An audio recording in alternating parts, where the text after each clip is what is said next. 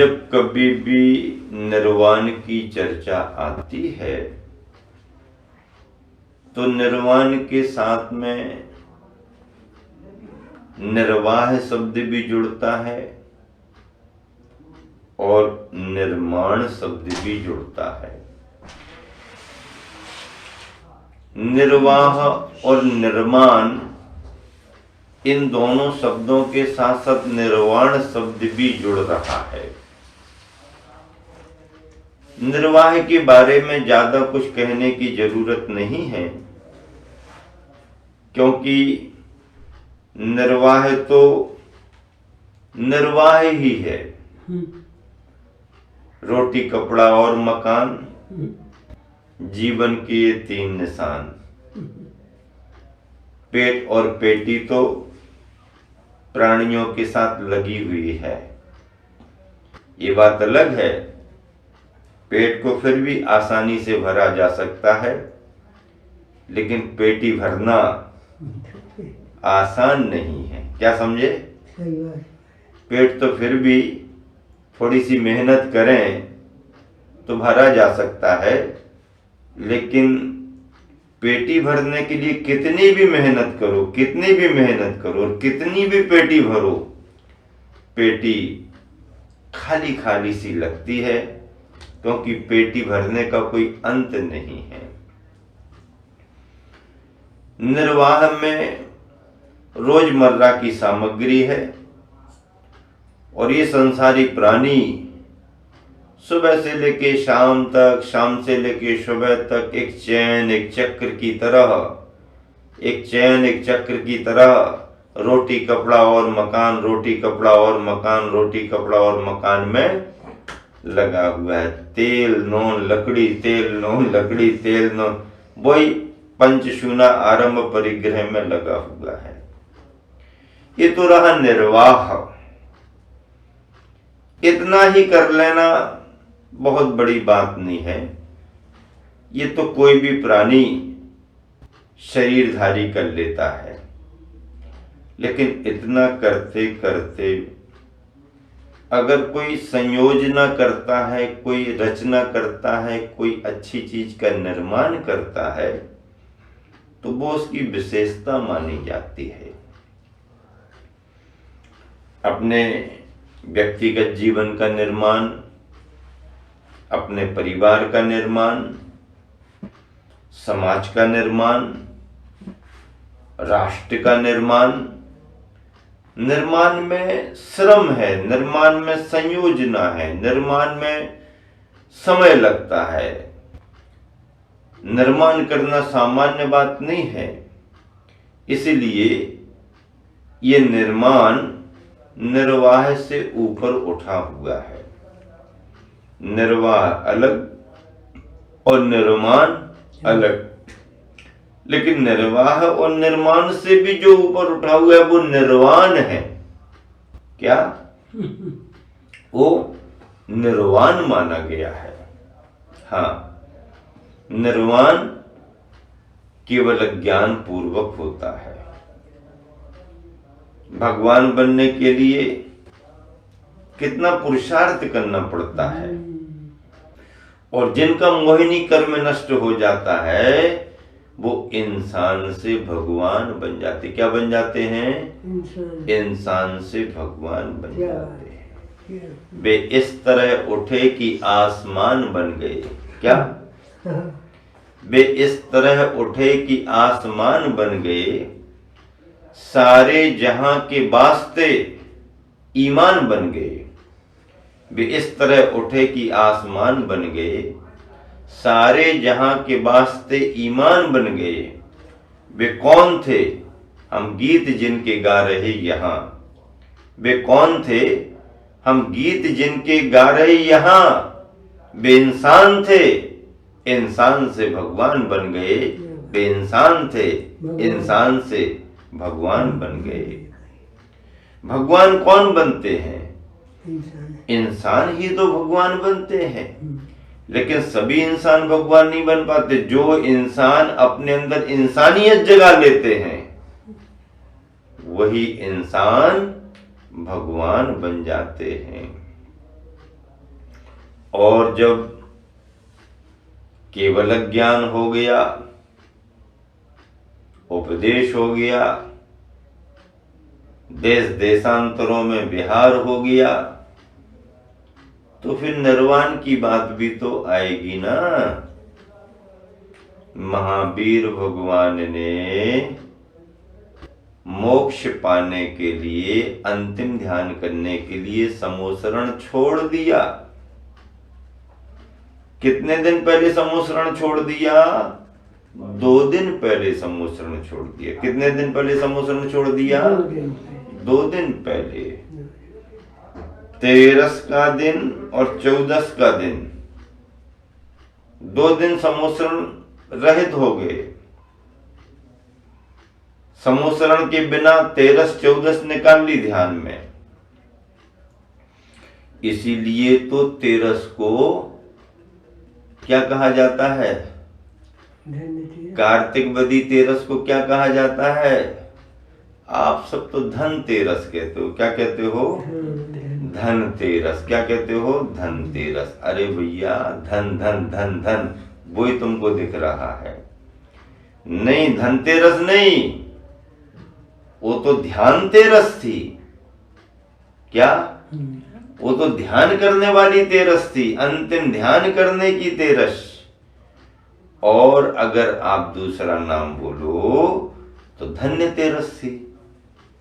क्यों धन्य थी? वह तेरस धन्य हो गई जिस तेरस को महावीर भगवान ने समोसरण छोड़ दिया और अंतिम ध्यान करने लगे। अब ना तो तुम्हारा ध्यान पर जा रहा और ना तुम धन्यता का अनुभव कर रहे। बस जो छूटा, जो छोड़ा गया, उसको पकड़ने में आप लगे हो। इसलिए आपका ध्यान धन धन धन धन धन धन धन धन की ओर जा रहा है और आपने तेरस को भी धन तेरस बना दिया।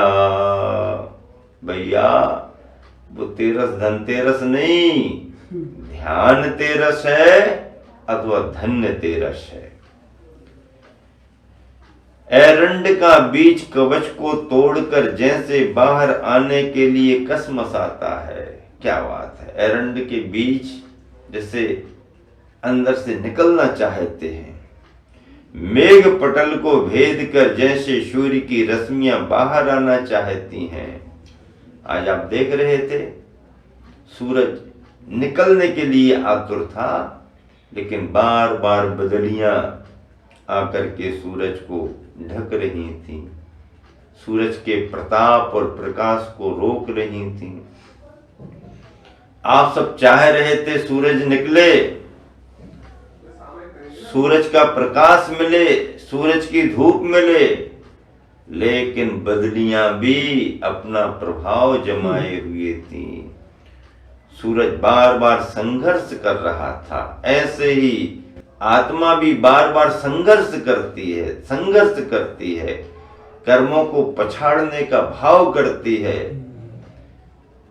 लेकिन कर्मों की शक्तियां भी आत्मा के भावों को दबा के रखती हैं। मेघ पटल को भेद कर जैसे सूर्य की रश्मियां बाहर आना चाहती हैं, ठीक वैसे ही यह जीव कर्म बंधनों को तोड़कर स्वतंत्र स्वाधीन होना चाहता है। क्या होना चाहता? स्वतंत्र स्वाधीन होना चाहता है। आत्मा के साथ कर्म का बंध। अब आत्मा के साथ कर्मों का बंध कैसा है? आत्मा के साथ कर्मों का बंध डाल पर बैठे पक्षी या गाय के गले में बंधी रस्सी के समान नहीं है। ऐसा नहीं है, डाल पर पक्षी बैठा गाय के गले में रस्सी, ऐसा नहीं है। किंतु दूध में व्याप्त घी की तरह एक क्षेत्रावगाही संबंध लिए हुए है। परम प्रज्ञा की पैनी छेनी से ही जिसका परिशोधन संभव है। कर्मबद्ध आत्मा संसार में रहती है, जबकि कर्मातीत आत्मा सिद्ध शिला की वासी बनती है। ये सारे संदर्भ ऐसे हैं जब हम अपने में ध्यानासीन होते हैं तो उसी समय मुक्ति के महाद्वार खुलते हैं। तो उसके निर्वाण का निर्वाण कल्याणक मनाया जाता है। क्या मनाया जाता है? निर्वाण कल्याणक मनाया जाता है। इंद्रादिगण आते हैं, इंद्रादिगण आकर के निर्माणोत्सव मनाते हैं। तो बंधुओं, केवल ज्ञान को पाना आसान बात नहीं है, और केवल ज्ञान के बाद अंतिम ध्यान करके निर्वाण पद पाना तो और ही बहुत बड़े पुरुषार्थ की बात है। हाँ, इतना अवश्य है, जिन्हें एक बार केवल ज्ञान हो गया उनका निर्वाण भी सुनिश्चित हो गया। क्या? उनको मोक्ष मिलेगा ही मिलेगा, उनका मोक्ष रुक नहीं सकता। जैसे एक बार किसी भव्य जीव को सम्यक दर्शन हो गया तो वह मोक्ष जाएगा ही जाएगा, भले समय लग जाए, अर्ध पुद्गल परावर्तन का काल निकल जाए, लेकिन मोक्ष होगा ही होगा, क्योंकि भव्य जीव है, रत्नत्रय का गुण प्रकट हो गया और संपूर्ण रत्नत्रय आ गया, और रत्नत्रय के फल स्वरूप केवल ज्ञान हो गया, फिर तो कहना ही क्या। ऐसे केवल ज्ञानी प्रभु महावीर स्वामी पावापुर नगरी के उद्यान में पधारे। 2 दिन ध्यान चलता रहा। केवली भगवान ध्यान करते नहीं है, जैसे छद्मस्त मुनिराज ध्यान करने का उपाय करते हैं, ऐसे केवली भगवान नहीं, उनकी वो क्रिया स्वाभाविक है, मनपूर्वक नहीं है, बुद्धि पूर्वक नहीं है, प्रयास और पुरुषार्थ पूर्वक नहीं है, वो सहज वृत्ति है, सहज वृत्ति है। और ऐसे केवल ज्ञानी वर्धमान महावीर स्वामी पावापुर नगरी पधारे। लोग ऐसा बताते हैं, कहानियां ऐसी सुनाते हैं कि यहाँ पर टीला था। क्या था? टीला था। पहले टीला था। महावीर भगवान ने टीले पर ध्यान करके मोक्ष पाया। लोग आए, बड़ी श्रद्धा से एक एक चुटकी मिट्टी उठा करके ले गए, और उनके मिट्टी ले जाने से तालाब बन गया। क्या कहते हैं लोग? तालाब बन गया। ऐसा कहानियों में बताते हैं, लेकिन वास्तविकता के रूप में तो यही लिखा हुआ है शास्त्रों में कि पावापुर नगरी के पद्म सरोवर उद्यान में महावीर भगवान को निर्वाण पद प्राप्त हुआ। एक भक्त ने एक संत के पास आकर के कहा, बाबा जी, हमारे लिए भी छुटकारा पाना है, उपाय क्या है? भैया ऐसा ऐसा करो, संत समागम करो, भगवान का उपदेश सुनो, ये करो वो करो, ऐसा करो वैसा करो। ठीक है बाबा जी, ठीक है।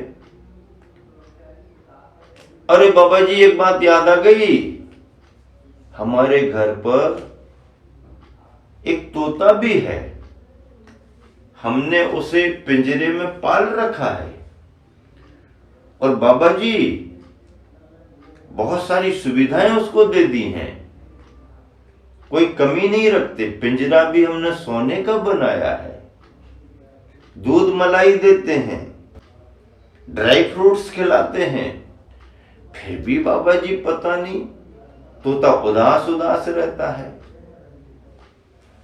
प्रसन्न खुश नहीं दिखता है। और बाबा जी आते समय जैसे ही उसको मालूम चला कि मैं संत के पास उपदेश लेने जा रहा हूं, तो आते समय तोते ने भी कहा, मेरे लिए भी कुछ उपदेश लेकर के आना। तो मैंने उससे पूछा कि क्या उपदेश लाना है? मुक्त होने का उपाय बताओ। बाबा जी समझ गए कि सेठ तो तोते को पाल करके खुश हो रहा है, लेकिन तोते का मन नहीं लग रहा है। क्या? तोते का मन नहीं लग रहा। क्यों? क्योंकि तोता तोते के स्वभाव का था, कबूतर के स्वभाव का तो था नहीं। कबूतर के स्वभाव में और तोते के स्वभाव में अंतर है। कबूतर कैसा होता है? कबूतर को उसका मालिक ज्यादा सुविधाएं नहीं देता, खाने पीने को भी दूध मलाई या ड्राई फ्रूट्स नहीं देता, ज्वार मक्का वगैरह डाल देता है, उसी को चबाता रहता है कबूतर। और उसको स्पेशल कोई ऐसा पिंजरा वगैरह भी नहीं होता, वो तो गुटुरगु करके यहाँ वहां बैठा रहता है। और मालिक चाहता है कि ये थोड़ा उड़े, थोड़ा बाहर जाए, लेकिन वह कबूतर बार बार लौट करके वापस आता है। तोता पिंजरे में रहता है पर मन नहीं लगता। तोता इस फिराक में रहता है कि जरा सी खिड़की खुली मिले कि हम फुर्र उड़ जाएं। जैसे ही साधु जी ने सुना तो साधु जी कहने लगे, ज्यादा बड़ा उपदेश नहीं है, उससे कह देना सो जाओ बस। सेठ जी को समझे नहीं, वापस गए। तोते ने पूछा, मेरे लिए क्या लाए? बाबा जी ने ज्यादा कुछ नहीं कहा, सो जाओ कहा। हाँ सो जाओ। और तोता फड़फड़ाया और गिर गया। अरे ये क्या हो गया? तोता हिलाया डुलाया, निश्चेष्ट, अरे ये तो गया। अरे हम तो सुनते थे संतों की वाणी सुन करके मरणासन व्यक्ति जीवित हो जाता है, ये तो चलता फिरता उड़ता, ये तो मर गया। हिलाया डुलाया कुछ नहीं। अरे बड़ा दुख हो गया, क्या हो गया? धीरे से तोते को पिंजरे से निकाला, ये तो गया, चबूतरे पर रख दिया। अब जो होना हो जाए, अब तो मर ही गया। सेठ जी वापस आ रहे थे, इतने में पीछे से उड़ने की आवाज आई। मुड़ करके सेठ जी, अरे ये क्या हो गया? तो तोते ने कहा, बाबा जी ने उपदेश दे दिया, सो जाओ सो जाओ सो जाओ। सो गया। जो व्यवहारिक जीवन में सो जाता है वह निश्चय में स्वतंत्रता को प्राप्त कर लेता है, और जो अंदर से सोता रहता है वह संसार में फंसा रहता है। व्यवहार में सो जाओ, अंदर से जागो। व्यवहार में जो सो गया सो उसका संसार गया, क्योंकि अंदर जाग रहा है, बाहर से सो रहा। सो जाओ सो जाओ।